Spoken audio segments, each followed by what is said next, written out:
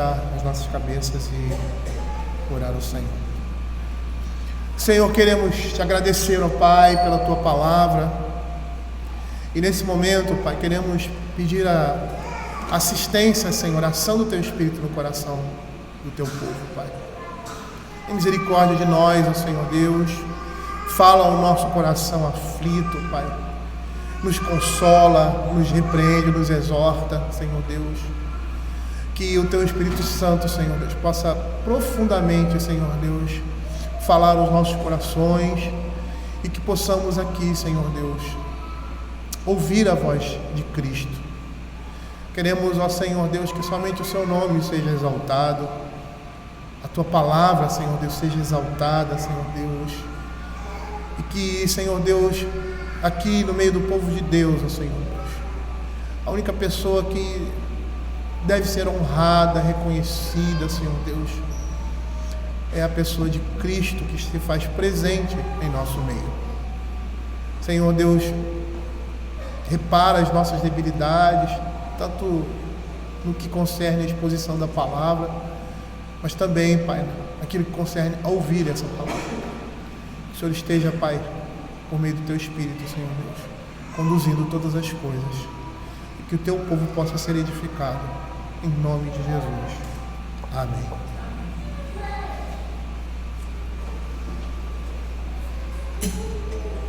Queridos, como nós estamos vindo,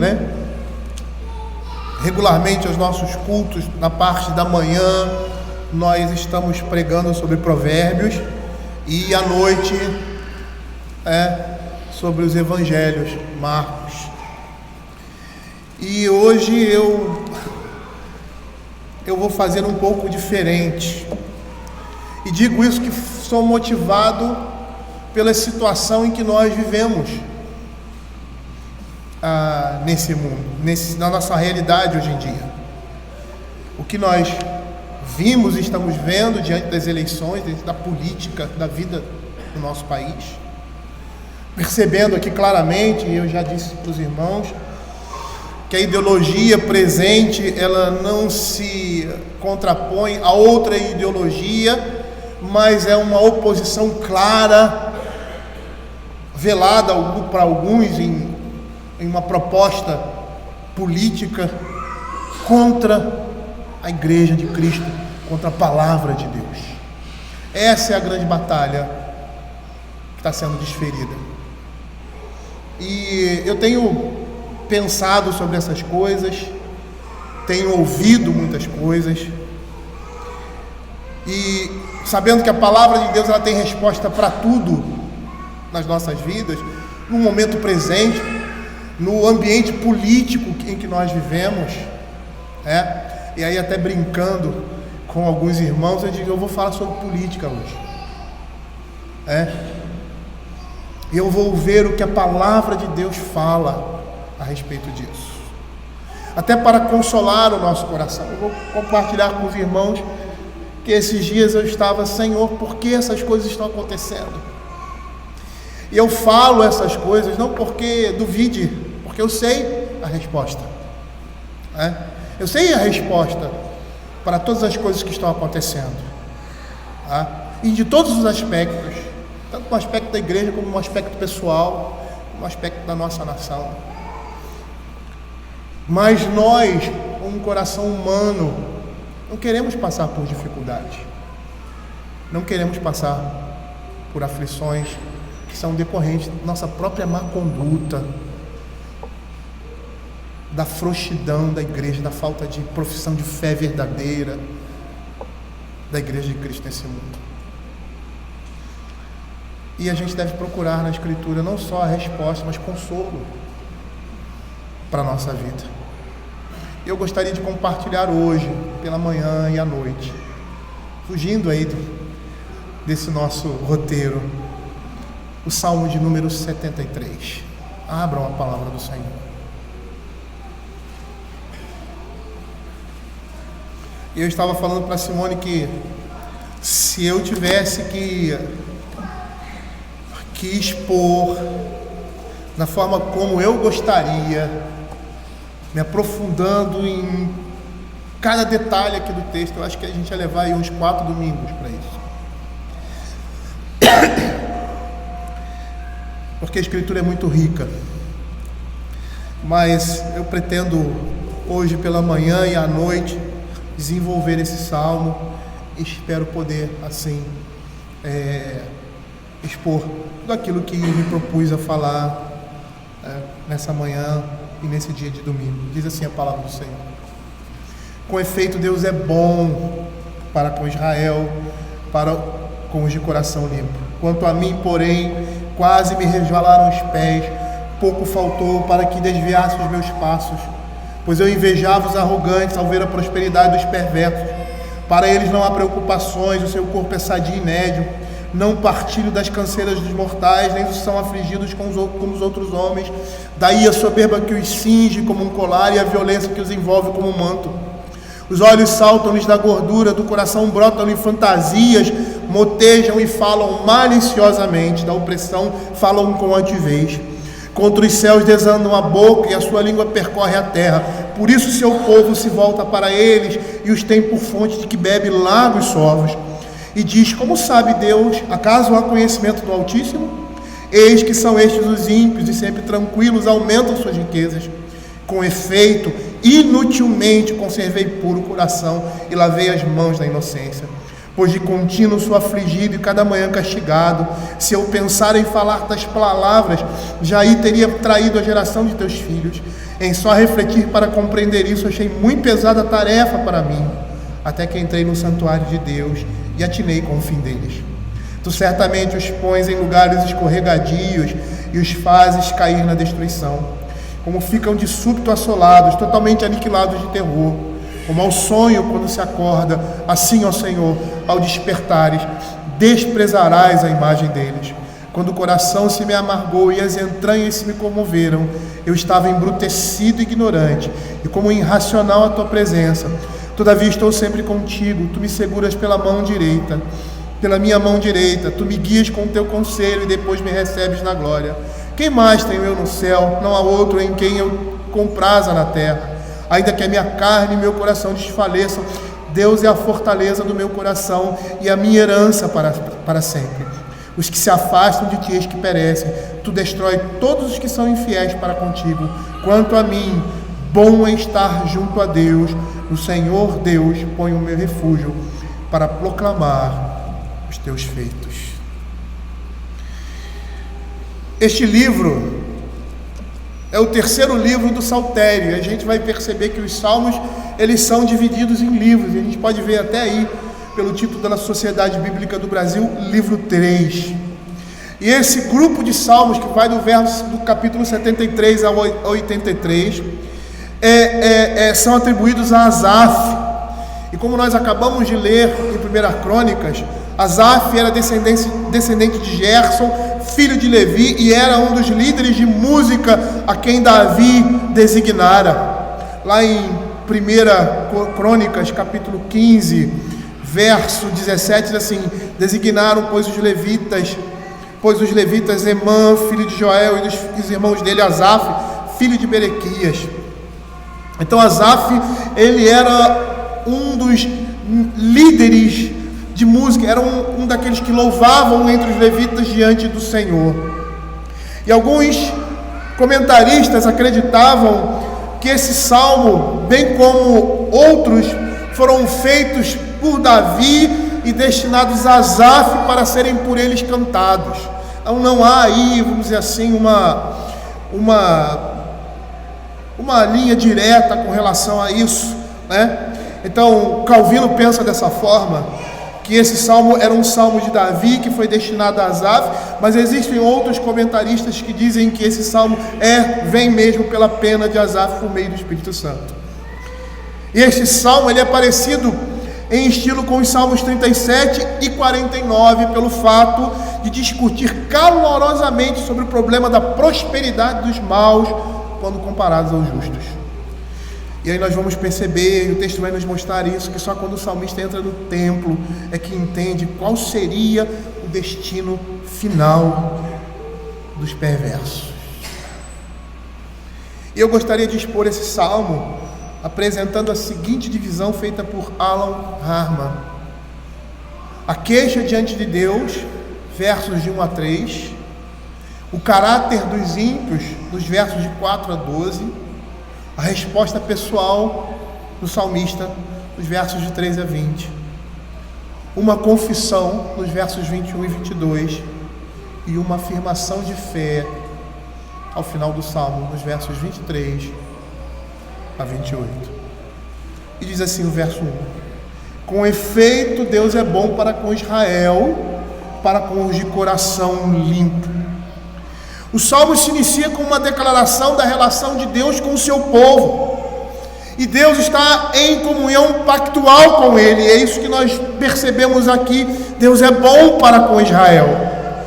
A expressão com efeito tem um significado de verdadeiramente, efetivamente, e aqui é uma afirmação clara: verdadeiramente Deus é bom para com Israel. Provavelmente ele fala isso para contrastar qualquer coisa que possa aparentar o contrário. E ele aqui no início do salmo, ele declara: Deus é bom para Israel. E a Escritura está cheia de exemplos e de declarações do próprio Deus, dos seus servos santos, por meio do Espírito Santo, dessa bondade de Deus. E eu gostaria de chamar a atenção dos irmãos para o Salmo 23, verso 6. A declaração aqui do salmista no verso 23, como aqui no Salmo 73, reconhece que só Deus é bom, e que a sua bondade tem como alvo os seus filhos, ou seja, aqueles, no contexto do Salmo 23, a quem Deus é pastor. E a Escritura diz assim: bondade e misericórdia certamente me seguirão todos os dias da minha vida, e habitarei na casa do Senhor para todo sempre. Segundo o salmista, essa bondade se expressa de tal forma na vida do povo pactual que ela nos persegue. A ideia aqui desse verso, dessa palavra do verso 23, é o intensivo do verbo no hebraico, que dá a ideia não de seguir, mas de perseguição. A palavra de Deus está dizendo que a bondade de Deus vai ao nosso encalço e nos acompanha todos os nossos dias nesse mundo, de tal forma que nos conduz para as mansões celestiais. E diante disso, Deus não pode agir com injustiça ou maldade para com seu povo. A sua bondade é incontestável, é pura, e não pode haver dúvida sobre a bondade de Deus em prol do seu povo, para aqueles que são definidos como de coração limpo. O Salmo 31, verso 19, e Isaías 63, 7 diz assim: como é grande a tua bondade que reservaste aos que te temem, do qual usas perante os filhos dos homens para com os que te se refugiam. Isaías 63, 7: celebrarei as benignidades do Senhor e os seus atos gloriosos, segundo tudo que o Senhor nos concedeu, e segundo a grande bondade para com a casa de Israel, bondade que usou para com eles, segundo as suas misericórdias, e segundo a multidão das suas benignidades. A palavra de Deus diz que Deus é bom para o seu povo.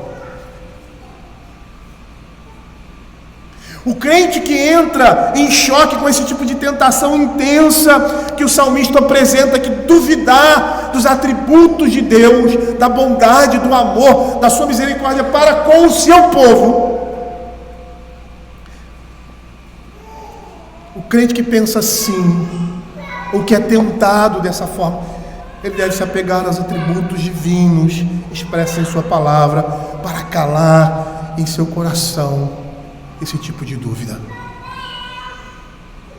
Matthew Henry, comentando esse texto, ele comenta que Jó, quando estava entrando nesse tipo de tentação, e isso é demonstrado ali em Jó capítulo 24, ele se apega à onisciência divina. No caso de Jeremias, ele se apega à justiça de Deus, e nós vemos isso lá em Jeremias capítulo 12. E o princípio que segue Abacuque, quando é assaltado por esse mesmo tipo de tentação, é olhar a santidade de Deus. Abacuque 1,13. E no caso do salmista aqui, ele vai olhar a bondade de Deus. E Matthew Henry, ele diz assim a respeito disso, ele diz assim: estas são verdades que não podem ser abaladas e pelas quais precisamos decidir viver ou morrer, mesmo que talvez seja impossível conciliarmos todas as disposições da providência com essas verdades, precisamos crer que elas são conciliáveis. Note que os bons pensamentos acerca de Deus, e bons pensamentos acerca de Deus só podemos ter quando conhecemos a Deus na sua palavra. Nos notificarão contra muitas das tentações de Satanás. Verdadeiramente, diz Matthew Henry, bom é Deus. Ele tinha em mente muitos pensamentos acerca das providências de Deus. Só que esta palavra ao final lhe foi dada por apoio, citando o salmista: por tudo isto Deus é bom, bom para com Israel e certamente para com as pessoas de coração puro. Spurgeon vai dizer que é bom termos certeza de que sabemos, pois nos será âncora segura e boa quando formos fustigados pelas tempestades misteriosas que surgem das coisas que não entendemos. E essa âncora que Spurgeon diz só pode ser nos dada pela palavra de Deus. Ela é o nosso escudo contra todos os dardos inflamados do maligno.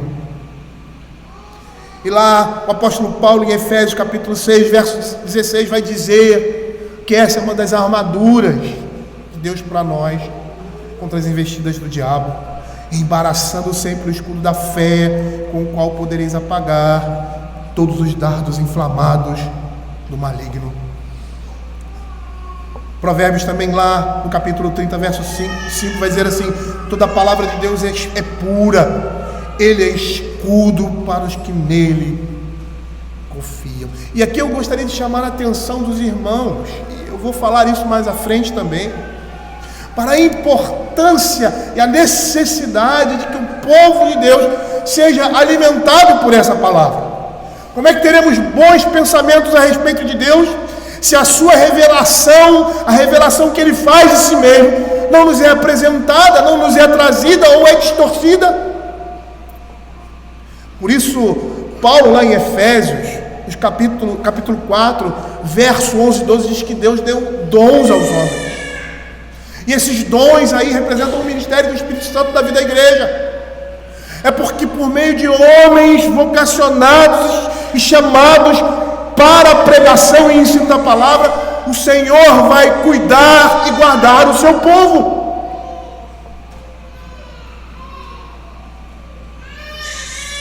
E somente podemos nos ancorar nessas coisas na palavra de Deus, que é o sustento e o fundamento, o alimento para toda a nossa vida. E olhando para esse contexto do salmista, a nossa oração deve ser assim: meu Deus, por mais desorientado e confuso que eu esteja, nunca permitas que eu pense mal de ti. Se eu não entendo, nunca permitas que eu deixe de crer em ti. Spurgeon vai dizer, interpretando esse texto, que esta deve ser a nossa postura e que não pode ser diferente disso para nós. Nós não podemos pensar nunca mal do nosso Deus, do Deus das Sagradas Escrituras, da forma como Ele governa e conduz o universo, por mais que não entendamos as coisas. E quando a nossa mente fica turvada, nós devemos olhar para a Escritura, mesmo que a nossa experiência diária não aponte para isso. E é por isso que a palavra de Deus nos é dada, porque ela, para nós, é um olhar de algo que já passou, e da forma como Deus conduz todas as coisas nesse mundo e a vida da sua igreja em meio a esse mundo de pecado.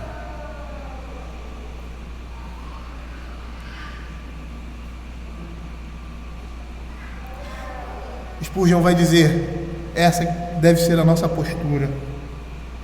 E aí ele faz uma oração dizendo assim: Tu és bom, ó Deus, para com aqueles que Tu fizeste bom, para o coração daqueles a quem Tu regeneraste, Tu não entrega aos seus inimigos. E aqui chama a atenção para algo que já falei, que parece estar claro. E o salmista aqui, ele claramente fala: Deus é bom para com Israel, para com os de coração puro. E essa expressão aqui é semelhante àquela do Salmo 24:4, que se refere aos que são verdadeiramente israelitas, ou seja, os verdadeiros filhos de Deus. E o salmista lá, no capítulo 24, verso 4, diz assim: que é limpo de mãos e puro de coração, que não entrega a sua alma à falsidade, nem jura dolosamente. A palavra de Deus está dizendo que Deus é bom de uma forma especial, porque a bondade de Deus circula toda a sua criação, mas de forma especial e particular com relação aos seus filhos. E é interessante nós pararmos para pensar no que essa palavra coração limpo ou puro de coração, que tanto é dita aqui como no Salmo 24:4. E essa expressão me faz lembrar muito Apocalipse capítulo 14:9, porque ele vai falar aqui de mente. Puro de coração é puro de mente. Puro de coração é um homem, se refere a um homem interior, a um homem que foi transformado pela palavra de Deus. Em Apocalipse capítulo 14, verso 9, ele vai falar da marca da besta, que é na fronte ou na mão. Eu já disse isso aqui várias vezes, citando esse texto de Apocalipse. Pregamos um período muito grande sobre o livro de Apocalipse, que essa é uma imagem alegórica. Muitas pessoas pensam, que as pessoas serão marcadas, meia na testa, meia na mão, mas não é isso que está sendo dito ali. Aqui é uma linguagem alegórica que se refere à marca da besta na frente, ou seja, os pensamentos. O homem interior, o seu coração, e a marca na mão, as suas obras. Nós conseguimos perceber aqueles que são filhos de Deus como aqueles que são filhos das trevas por causa do seu pensamento, por causa do seu coração, por causa do seu interior e aquilo que eles fazem. Tantos crentes são conhecidos por aquilo que pensam, como também pelas suas obras. E é essa a diferença entre os filhos de Deus e os filhos do maligno. E quando ele diz aqui puro de coração, essa expressão está descrevendo literalmente aqueles que têm uma mente para com Deus, ou seja, à luz do Evangelho ou do Novo Testamento, podemos dizer assim, a mente de Cristo. E o apóstolo Paulo, lá em 1 Coríntios capítulo 2, verso 14 e 16, vai dizer assim: o homem natural não aceita as coisas do Espírito de Deus, porque eles são loucuras, e nem pode entendê-las, porque elas se discernem espiritualmente. Porém, o homem espiritual julga todas as coisas, mas ele não é julgado por ninguém. Pois quem conheceu a mente do Senhor que o possa instruir? Nós, porém, temos a mente de Cristo. A Escritura está dizendo aqui: Deus é bom para com o seu povo, Deus é bom para aqueles que têm a mente de Cristo. E se nós formos ver o que significa essa palavra, mente, nous, no grego, inclui as faculdades de perceber e entender, bem como a habilidade de sentir e julgar e determinar. Ele está dizendo que o crente, o de coração puro, ele percebe e entende as coisas como Cristo percebe e entende. Ele julga e determina como Cristo julga e determina. E essa mente que a palavra de Deus está dizendo aqui, ela nos é dada pelo Espírito Santo, por meio do conhecimento e memorização da palavra de Deus. Nós sempre vamos voltar para o mesmo ponto, que é a verdade revelada nas Escrituras. O Senhor Jesus, lá em João capítulo 14, verso 26, ele diz assim, quando fala da sua missão, da sua ida e da vinda do Espírito Santo, ele diz assim: mas o Consolador, o Espírito Santo, a quem o Pai enviará em meu nome, esse vos ensinará todas as coisas e vos fará lembrar de tudo o que vos tenho dito. Eu me lembro de um pastor que estava pregando, um comentarista sobre esse texto, e ele diz assim: como o Espírito Santo vai lembrar das coisas que você desconhece?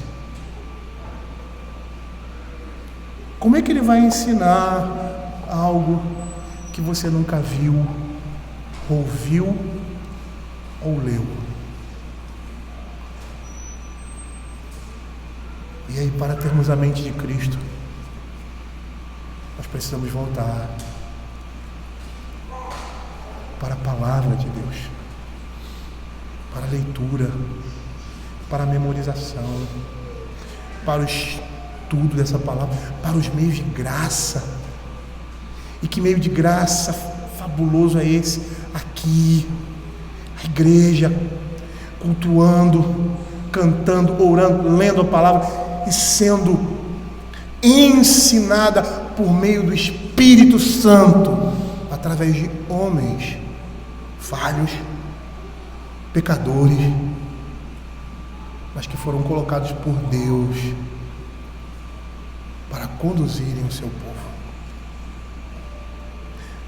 Matt Henry, falando sobre esses limpos de coração, ele vai dizer assim: as pessoas de coração puro formam o Israel de Deus, purificado pelo sangue de Cristo, lavado da contaminação do pecado e completamente dedicado à glória de Deus.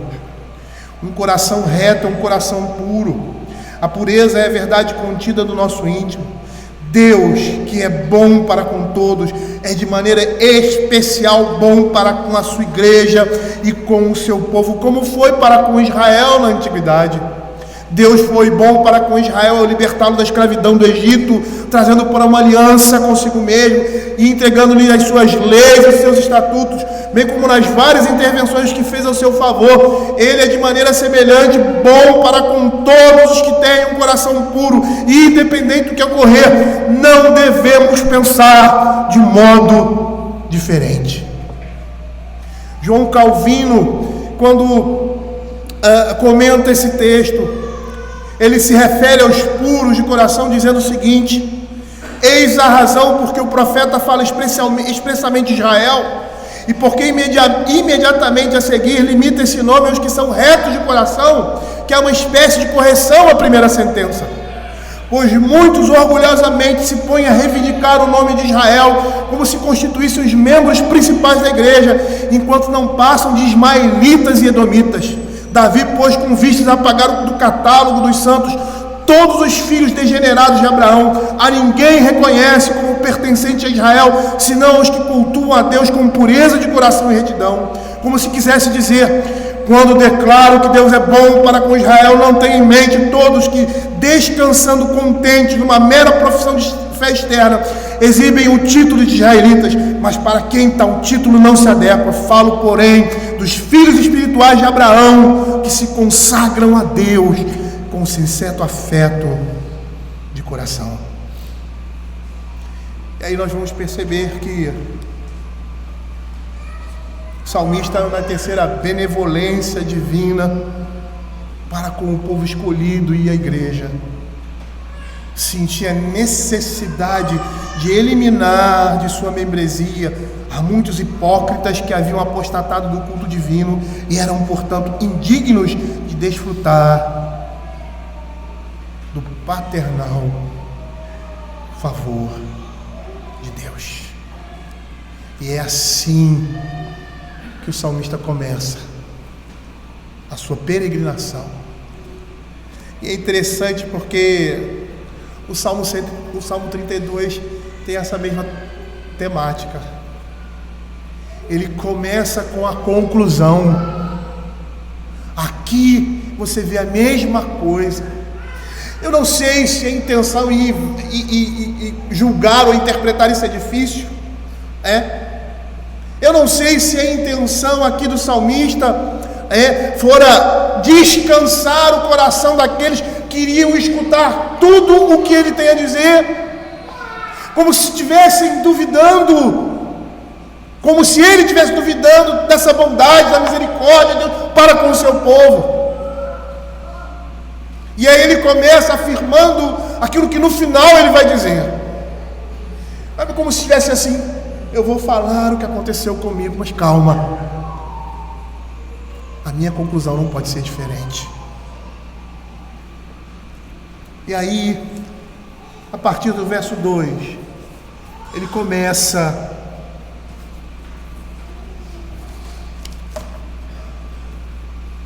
a expor a sua queixa diante do Senhor.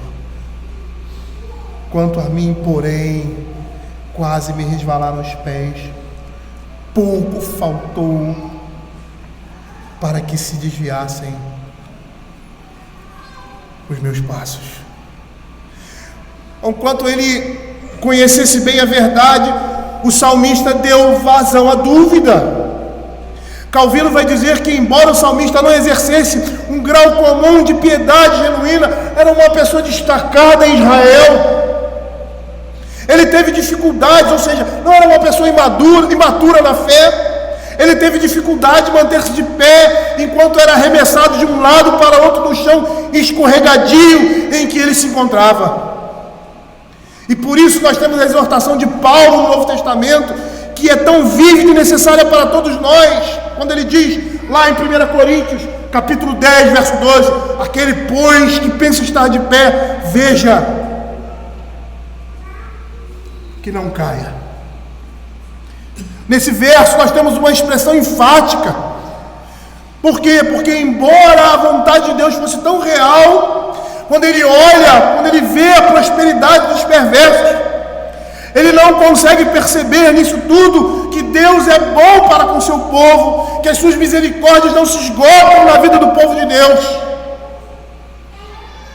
É como Pedro, quando é chamado para andar sobre as águas, para vir ao encontro do Senhor Jesus, e ele dá os seus primeiros passos, ele olha ao redor e teme e começa a afundar. É assim todas as vezes que os nossos olhos não estão em Cristo, por meio da sua palavra. Abra Lamentações, capítulo 3, versos 21 a 25.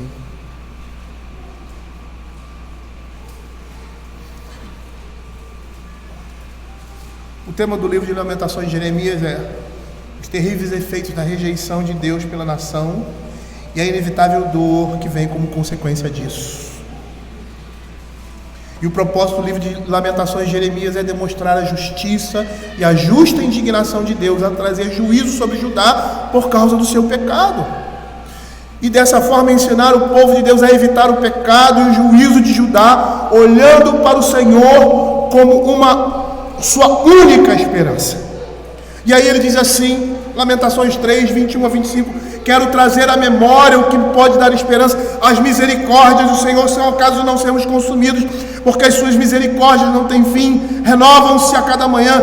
Grande é a tua fidelidade, a minha porção é o Senhor, diz a minha alma, portanto esperarei nele. Bom é o Senhor para os que esperam por ele, para a alma que o busca. Esse livro, o livro de Lamentações, ele foi escrito por uma testemunha ocular da queda de Jerusalém. Israel foi levado ao cativeiro e Jerusalém arrasada. E aí o profeta senta para chorar e lamentar por Jerusalém, como nós vemos lá em Jeremias, capítulo 9, verso 1. E é nesses momentos de crise, na vida daqueles que têm um coração limpo, uma mente renovada, que as maiores profissões de fé são dadas, como no caso de Abacuque, que olha para o povo de Deus sendo arrastado, como ele diz, por pessoas piores do que eles, mais perversos do que perverso era o povo de Israel, por isso estavam passando por isso. E ele chega diante de Deus e começa a ter um diálogo justo e santo da parte dele, mas um diálogo de um homem que às vezes se vê turvado pelas situações e não consegue enxergar as coisas. E geralmente isso acontece quando estamos no meio da aflição. E essas coisas devem ser lembradas nesses momentos.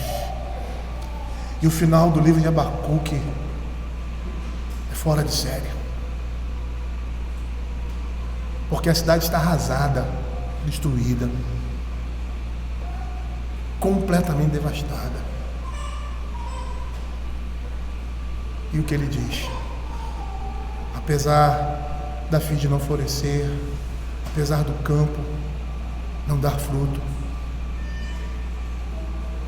a minha esperança é o Senhor. É nele que eu vou me gloriar. Porque nesses momentos de crise, é somente nele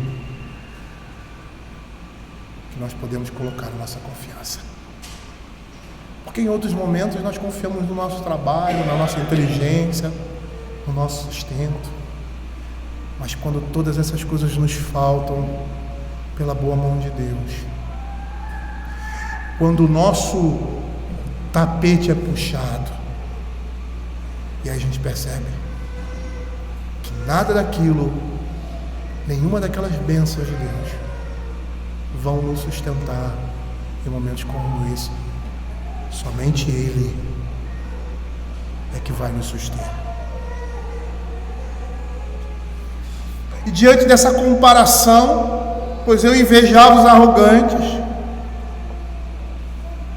ele começa a sentir ciúmes.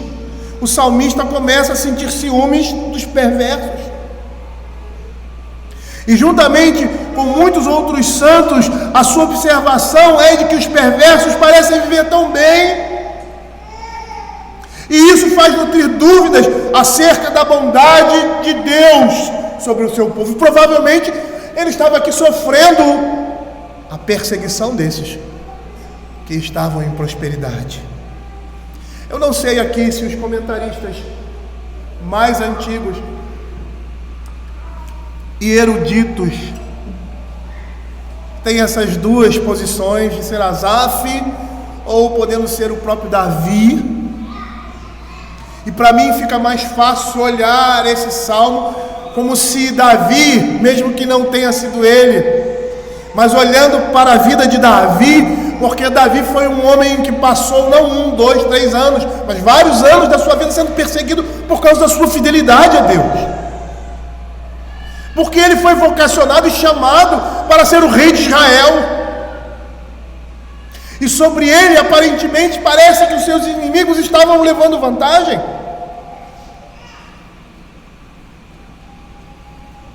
E provavelmente pode ser que esse texto tenha sido escrito por ele.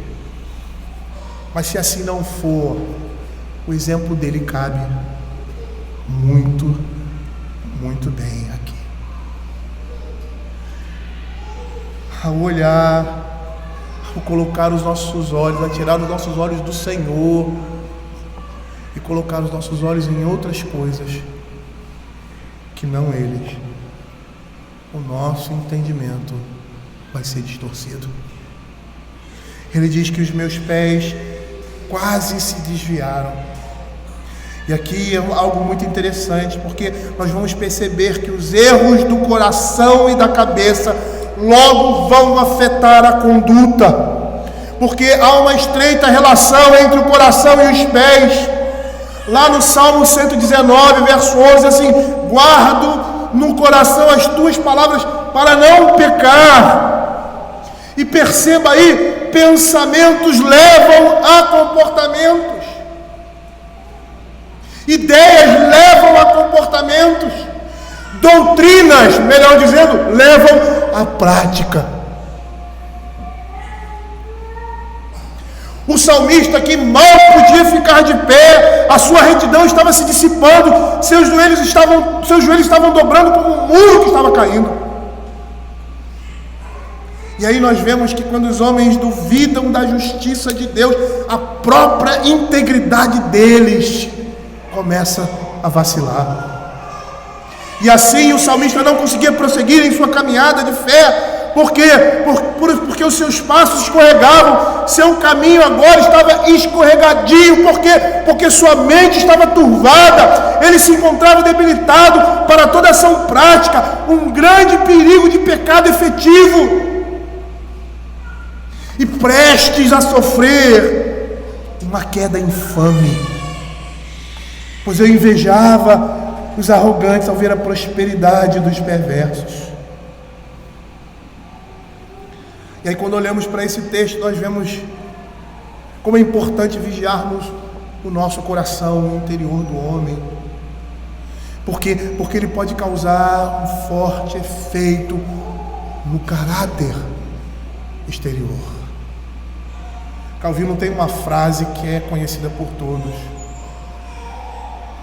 que diz assim: o coração do homem é uma fábrica de ídolos. Cuidado com o seu coração, cuidado com os seus desejos, cuidado com o que você pensa a respeito de Deus. O salmista aqui está nos advertindo, dizendo que todos estamos em perigo de cair, a menos que sejamos sustentados pela poderosa mão divina. E essas coisas, meus irmãos, nos humilham diante de Deus e dos homens. Porque quando nós olhamos para as Sagradas Escrituras e vemos homens como Davi, Jó, Abacuque, passando por situações como essas, nós não podemos achar que ficaremos incólumes diante do nosso terrível adversário, que é Satanás, com seus inúmeros artifícios, ofuscando os nossos olhos e aturdindo a nossa mente. E nem pensar que somos mais capazes que esses nossos irmãos do passado, mas com o exemplo deles e com o final de suas tribulações, nós devemos olhar e lançar a nossa confiança naquele que pode nos suster em horas tão apertadas como as descritas aqui pelo salmista. Calvino vai nos dizer que quando a menor tentação procura desalojar essas verdades da nossa mente, prova-se que não fomos ainda verdadeira e energicamente convencidos de sua veracidade. E Matthew Henry, indo nessa mesma direção, ele diz assim, que até mesmo a fé de crentes firmes pode em certos momentos ser profundamente abalada e quase extinta, pois existem tormentas que vêm para testar até mesmo as âncoras mais firmes. Nós devemos olhar e ficar convencidos pelos exemplos dos servos de Deus no passado, que provaram a boa mão do Senhor em meio a dificuldades e tribulações, que a boa mão de Deus, que a boa mão da providência divina vai conduzir todas as coisas para o bem daqueles que amam a Deus. E é isso que o apóstolo Paulo fala, não somente da sua situação, da sua sorte, mas de toda a sorte do crente, quando diz: sabemos que todas as coisas cooperam para o bem daqueles que amam a Deus, daqueles que são chamados segundo o seu propósito. E certa vez eu vi um comentarista, não sei porque não tive a preocupação de ver dessa forma, de procurar e ver se isso era realmente realidade, mas quando você numa frase ou uma estrutura, você muda os elementos dessa estrutura, o significado muda. Inicialmente, o que começa é o que a gente chama de tema, E o que vem depois do tema é o rema, ou seja, o assunto que se fala a respeito do rema, uma estrutura sintática da nossa língua. E alguns comentaristas dizem que esse texto aqui deveria ser escrito dessa forma: daqueles que são chamados segundo o seu propósito, todas as coisas cooperam para o bem. E aí, queridos, a afirmação do salmista aqui se torna mais veemente, porque ela diz: Deus é bom, verdadeiramente Deus é bom para com Israel, para com os de coração puro. Mas nesse verso, o salmista está declarando a natureza da sua tentação, da forma como ele for assaltado. Eu invejava os arrogantes. Quando ele olha o estado de prosperidade dos ímpios, e a partir daí os considera felizes, então ele inveja a sua condição. Parece que ele chega a pensar que o Israel de Deus não era mais bem-aventurado do que outros povos, e que Deus, na verdade, não tratava de forma distinta no que diz respeito à sua benevolência com relação ao seu povo. E veja o que Malaquias capítulo 3, versos de 13 a 18 vai nos dizer a respeito disso. Ele diz assim: as vossas palavras foram duras para mim, diz o Senhor, mas vós dizeis: que temos falado contra ti? Vós dizeis: inútil é servir a Deus. Perceba que é o mesmo questionamento aqui. Que nos aproveitou, temos cuidado em guardar os seus preceitos e andar de luto diante do Senhor dos Exércitos. Eu não quero nem comentar isso aqui, porque mesmo que não houvesse uma esperança de vida eterna, como diz Paulo, se não houvesse a ressurreição, se não houvesse vida eterna, a nossa existência aqui não valeria de nada, não tem nenhum proveito, mesmo que isso fosse realidade, fosse verdade, que não é. Mesmo assim, viver em santidade, pureza e integridade nesse mundo já valeria muito a pena. E ele diz assim: inútil é servir a Deus, que nos aproveitou termos cuidado em guardar os seus preceitos e andar de luto diante do Senhor dos Exércitos. Ora, pois, nós reputamos por felizes os soberbos, também os que cometem impiedade prosperam. Sim, eles tentam o Senhor e escapam. Veja como é ingrata e cega essa afirmação. Então os que temiam o Senhor falavam uns aos outros, o Senhor atentava e ouvia. Havia um memorial escrito diante dele para os que temem ao Senhor e para os que se lembram do seu nome. Eles serão para mim em particular tesouro naquele dia que preparei, diz o Senhor dos Exércitos. Poupa-lo-eis como um homem poupa ao seu filho que o serve. Então vereis outra vez a diferença entre o justo e o perverso, entre o que serve a Deus e o que não serve. E quando nós olhamos para esse texto, nós vamos ver que o assunto do profeta é o julgamento divino. Ele mostra que há uma diferença fundamental entre quem serve ao Senhor e quem não serve.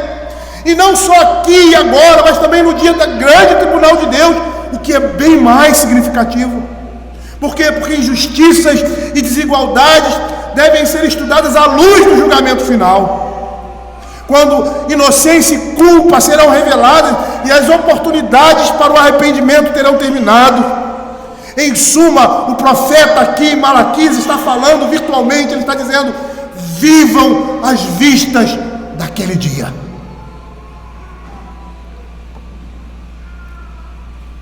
É interessante aqui nós percebermos o que o vocábulo arrogante no original nos diz, porque esse vocábulo aqui tem a ideia de brilho, algo que se ostenta, que se exalta. E Spurgeon, comentando esse verso, ele diz que os soberbos, pela ostentação, provocam inveja aos outros, e aqueles cuja mente não está firme espiritualmente são infectados por essa doença danificadora. E quando nós olhamos isso, nós vamos perceber como é lamentável que um crente diga ter inveja, e pior ainda, é ter inveja dos perversos. sabe o que é pior ainda? O pior disso tudo é que nós percebemos que essa confissão é pertinente à maioria de nós. Os olhos do salmista e os nossos olhos muitas vezes estão demasiadamente fixos nas coisas do presente e esquecemos as coisas futuras.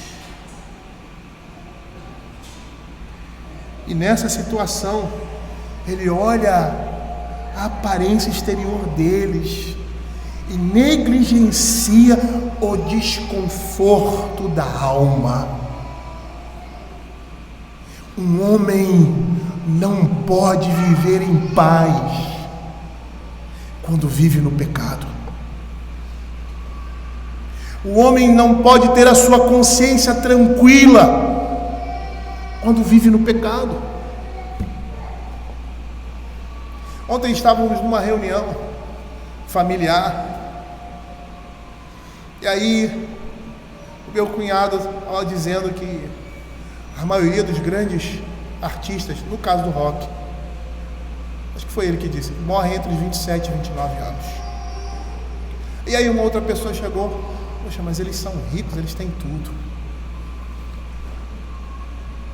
Nós muitas vezes pensamos que essas coisas são tudo para nós. E se tivermos essas coisas, nós estaremos bem, nós não teremos problema, o nosso coração vai estar alegre e satisfeito, a nossa consciência estará tranquila. Isso não é verdade. Isso não é verdade.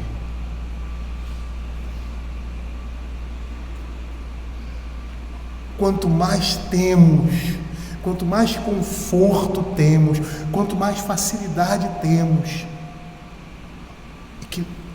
e não temos o Senhor, a nossa vida é uma miséria. Por mais que busquemos dessas coisas alegria, e essa alegria aos olhos e até aos nossos olhos também, que estamos vivendo isso, pode ser algo interessante, algo satisfatório, mas não duram, porque o homem tem uma alma, e porque o salário do pecado é a morte. Quando nós estamos vivendo em pecado, a morte ronda todos os nossos passos, e nós sentimos o cheiro do enxofre e do fogo em todas essas coisas. Spurgeon vai fazer uma comparação interessante, dizendo que quem inveja a gordura do boi, aí Rodrigo, isso é pra gente, quando se lembra do matadouro. Essa é a mesma condição que o salmista está apresentando aqui. Há crentes que são fracos e aflitos e são extremamente tentados a invejar a abundância temporária dos ímpios. E o salmista, que ele observa que os ímpios soberbos desfrutam de uma grande prosperidade, de um bem-estar, paz e saúde. Pois eu invejava os arrogantes a ver a prosperidade dos perversos. Os nossos olhos contemplam essas coisas e nós achamos que essas coisas são suficientes e nos bastam. E muitos, por mais que não estejam invejando, mas querem correr para essas coisas, como se essas coisas pudessem trazer ou pudessem complementar a paz de Cristo em nossas vidas. E aqui nós vemos a queixa dele dando início e o caráter dos ímpios sendo apresentado nos versos seguintes, do verso 4 em diante, ele vai dizer assim: para eles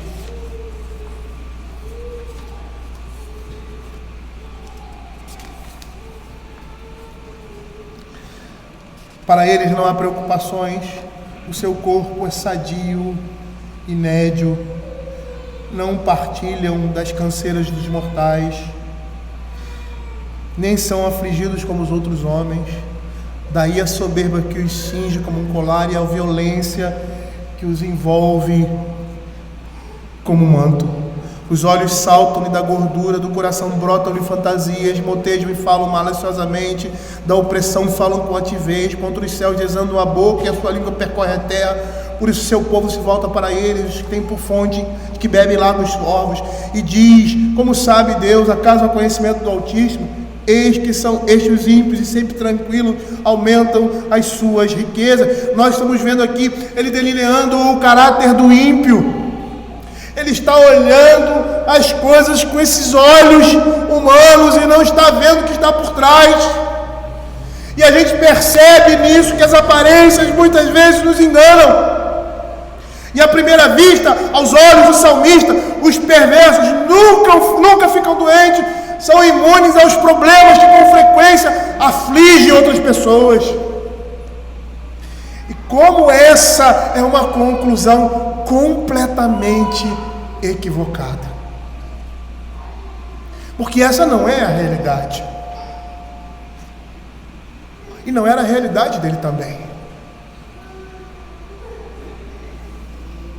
mas ele não consegue ver isso. Ele está olhando só para aqueles que estão acima dele, ele está olhando para aqueles que têm poder sobre ele e provavelmente estão oprimindo grande força, grande opressão contra o salmista, provavelmente. Para eles não há preocupações. Olha a descrição deles: o seu corpo é sadio e nédio, não partilha das canseiras dos mortais, nem são afligidos como os outros homens. E é interessante olhar o que o salmista está dizendo. Muitas vezes nós devemos olhar aquilo que nós estamos falando. A minha esposa tem uma frase de vez em quando que diz para mim assim, ela diz assim, como é que é, querida? Veja o que você está dizendo. Pare para refletir naquilo que você está dizendo, porque muitas vezes nós falamos e não pensamos naquilo que falamos. E quando nós paramos para pensar, eu disse isso, não era isso que eu queria dizer, não é isso. Aqui é o que nós estamos vendo claramente. Preocupações aqui é uma expressão que significa uma morte tranquila e sem sofrimento. E ele esperava que em sua morte houvesse diferença entre os crentes e os ímpios, que eles entrem evidentemente em apuros.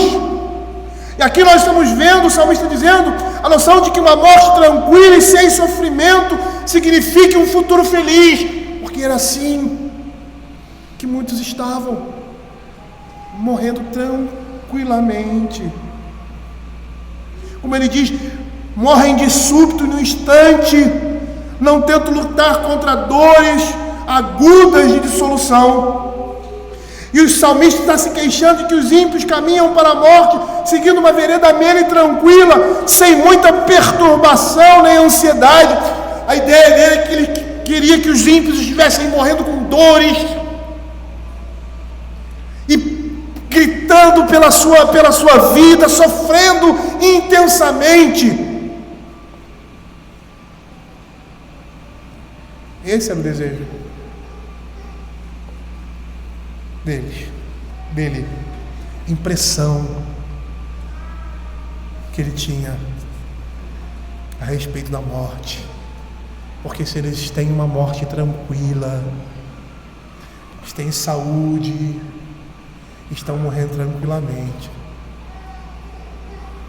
tem alguma coisa errada.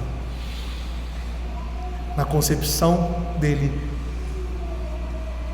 uma morte tranquila e sem sofrimento significava um futuro feliz. Certo comentarista chamado Paul diz assim: não são arrastados, a respeito desse verso, para a morte, nem por mãos humanas, nem por sentença do magistrado. Ele interpreta aquilo que o salmista está querendo dizer. O que merecem nem por qualquer prolongamento, nem por dolorosos tormentos mentais ou físicos, que é o caso em relação a muitos homens bons, mas desfruta de uma morte suave e tranquila, descendo à sepultura como fruto maduro de uma árvore, sem qualquer violência utilizada contra eles. Como Jó descreve lá no capítulo 5, verso 26, em robusta velhice entrarás para a sepultura, como se recolhe o feixe de um trigo a seu tempo. Mas o salmista só percebe a plena realidade da situação mais adiante no Salmo, lá nos versos 16 a 20. E quando nós olhamos para isso aqui, parece que ele ainda tem de aprender, e nós também, que a aflição não é necessariamente um sinal do desfavor divino. Muito pelo contrário, muitas vezes isso é um sinal da graça de Deus na vida do seu povo.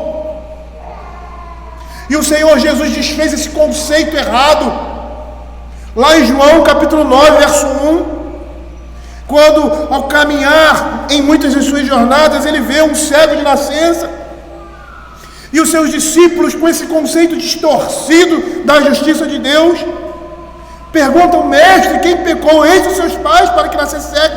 Respondeu Jesus: nem ele, nem seus pais, mas foi para que se manifeste nele as obras de Deus.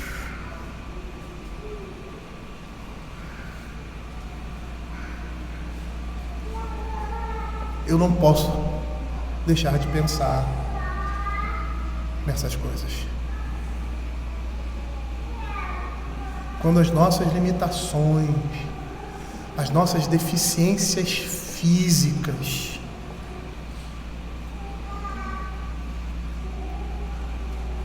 são elementos de Deus na vida do seu povo, para que a sua graça se manifeste abundantemente.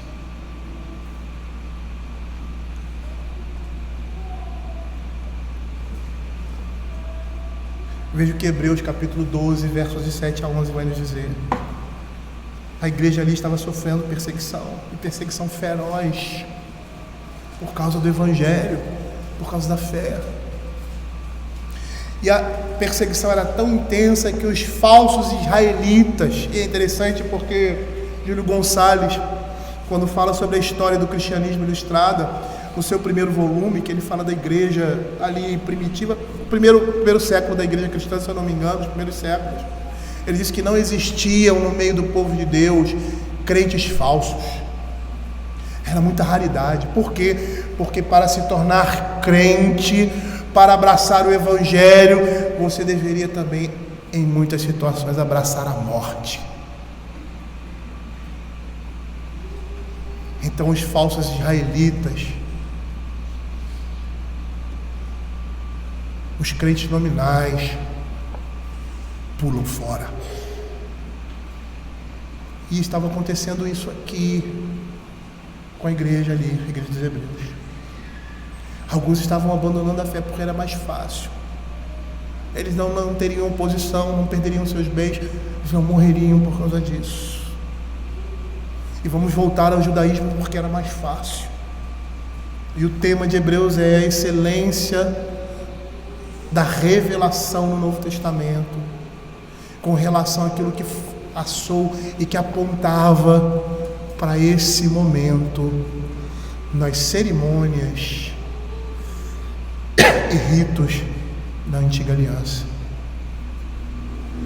Veja aqui: é para a disciplina que perseverais, Deus vos trata como filhos, pois que filho há que o pai não corrige, mas se estáis sem correção, de que todos têm tornado participantes, logo sois bastardos e não filhos. Além disso, tínhamos nossos pais segundo a carne, que nos corrigiam e os respeitávamos. Não havemos de estar em muito maior submissão ao Pai espiritual, e então viveremos? Pois eles nos corrigiam por pouco tempo, segundo melhor lhes parecia, Deus, porém, nos disciplina para aproveitamento, a fim de sermos participantes da sua santidade. Toda disciplina com efeito, no momento, não parece ser motivo de alegria, mas de tristeza. Ao depois, entretanto, produz fruto pacífico aos que têm sido por ela exercitado, fruto de justiça. Os ímpios prósperos, diz Spurgeon, escapam das labutas dos mortais que afligem a massa da humanidade, ganham o pão sem cuidado e o vinho sem restrições. As dificuldades domésticas pessoais comuns não os molestam. Era essa a visão do salmista. Nem são afligidos como os outros homens. Tribulações violentas não surgem para acossá-los, não sentem dor sob a ação da vara divina. Enquanto muitos santos ficam pobres e passam aflição, os pecadores prósperos não passam nada por isso. Essa era a reclamação dele. Os seus olhos turvos não conseguiam ver a realidade. E Spurgeon, falando sobre esse verso, diz assim: eles são piores que os outros homens, mas estão em melhor situação. Fizeram pouquíssimos investimentos, mas obtiveram os maiores ganhos. Merecem um lugar mais quente do inferno, mas têm um ninho mais quentinho. Tudo isso está claro para os olhos da fé, que desvenda esse enigma. Contudo, para os ofuscados olhos da razão, parece um enigma indecifrável, já que não terão nada no futuro, então que tenham o que puderem ter no presente. Afinal de contas, eles só possuem o que é de valor secundário, e o fato de possuírem essas coisas visa nos ensinar a dar pouco valor às coisas passageiras. Se os bens terrenos, diz Spurgeon, fossem de muito valor, o Senhor não teria dado tanto isso para os que têm menos do seu amor.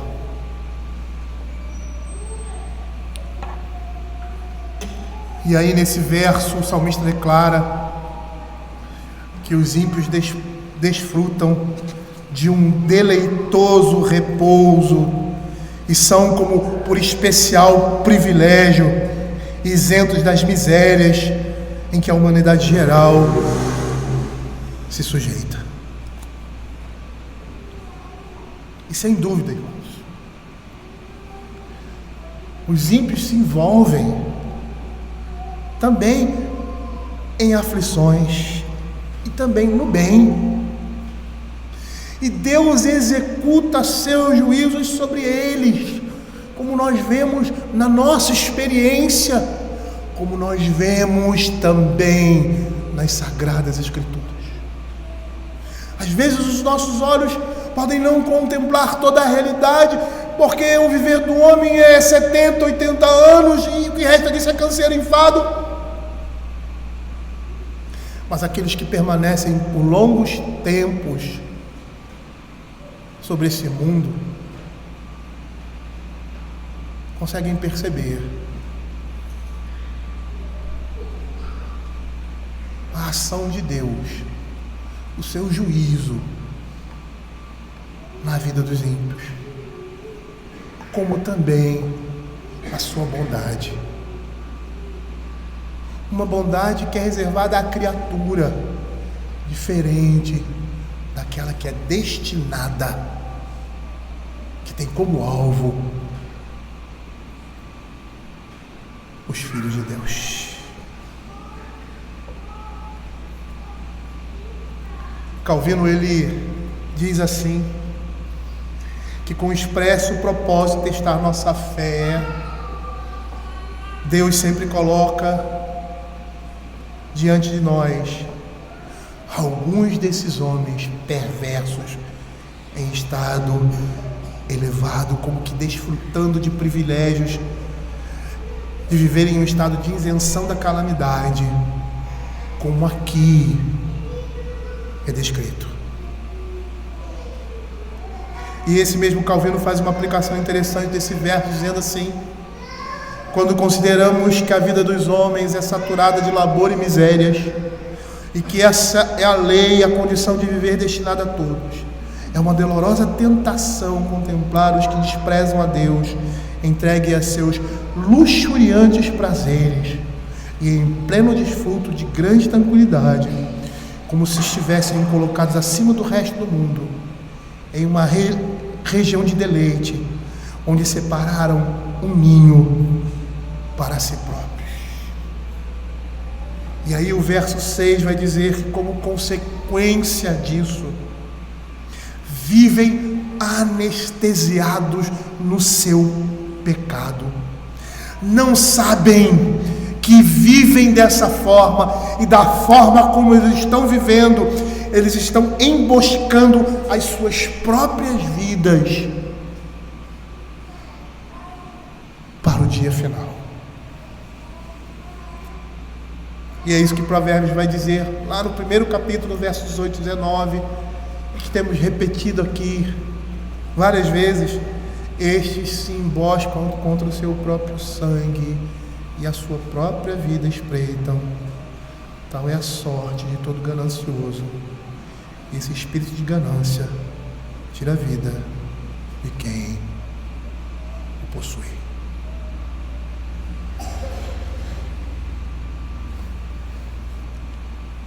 Queridos, essa era a concepção desse salmista. Provavelmente ele estava se vendo apertado, provavelmente ele estava se vendo injustiçado, provavelmente ele estava vendo o seu mundo ruir, e naquele momento ele hesita diante de Deus.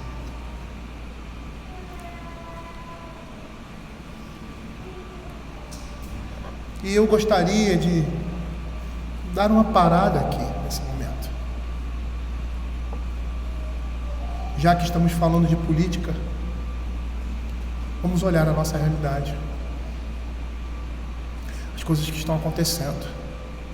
Essa luta não é contra os de direita, não é contra os conservadores, essa luta é contra o Evangelho. E é nesse momento que Deus levanta o seu povo para orar, para agir, para clamar. Quando nós olhamos para essa situação, nós vamos perceber claramente que Deus está providenciando todas as coisas e que o propósito dele vai ser feito na vida da igreja. É a igreja, os olhos dele estão sobre nós. Eu não sei qual vai ser o desfecho dessa situação que nós nos encontramos.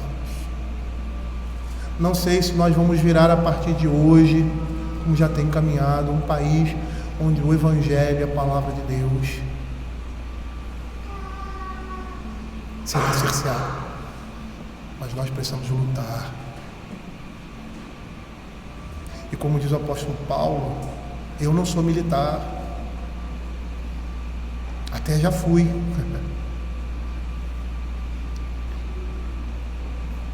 A nossa luta é espiritual. É essa luta que nós temos que proclamar no Evangelho. Não interessa o que está vindo, não interessa o que Deus está trazendo sobre nós. Se é juízo sobre essa nação e disciplina para o seu povo, porque não posso crer no juízo de Deus na vida do seu povo. E quando todas as vezes ele fala sobre o juízo de Deus sobre o seu povo, ali o contexto é de disciplina, porque o juízo leva à destruição, a disciplina leva à transformação. Que o Senhor esteja nos dando graça e misericórdia para, como soldados de Cristo e naquilo que nós fazemos na sociedade, possamos ser um exemplo de resistência às mentiras e à teologia do inferno. Que com as nossas vidas e com a graça de Deus, o Senhor esteja nos sustentando para tempos ruins. Mas se for do agrado de Deus, que essas coisas não sejam assim. Louve o nome do Senhor, glorifique, proclame isso, porque se essas coisas não acontecerem no nosso país, ou seja, se nós não formos entregues à mão desses homens, graça, pela misericórdia de Deus, e que o juízo dele na vida desses homens, um juízo temporário, se fez presente.